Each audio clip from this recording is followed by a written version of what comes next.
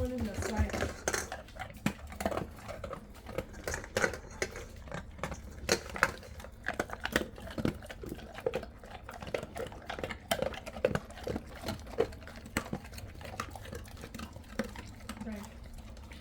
Today we have a cat feeder that comes with a fountain.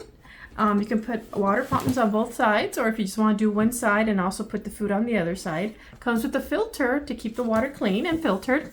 Has a little indicator here that tells you if it's full when you're filling it up with water. Also comes with a type A connection that you can connect for it to be running all day long if you like for your cat. This is great for cats because it allows them to be hydrated with the filters in the water, and you know that they'll have continuous water throughout the day. It comes with 2 different types of fountains for them, or if you just want to have one as a water, it also comes with this plastic cap that you can cap on there so that you can put the food on this side and water on this side. All right, so we filled it up with water, and if you notice, this one has an indicator of how much water you need to have. Is this maximum here?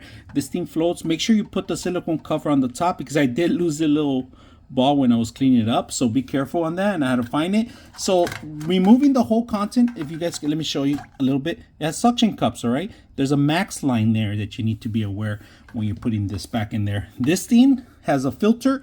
There's still filters in here too. There's a sponge filter, and there's along with the charcoal, right? You got the fibers along with the charcoal and the stones, all right? So you could clean up a little bit better. It's just like a fish tank, all right, almost. So when you have it like this thing has a suction cup here.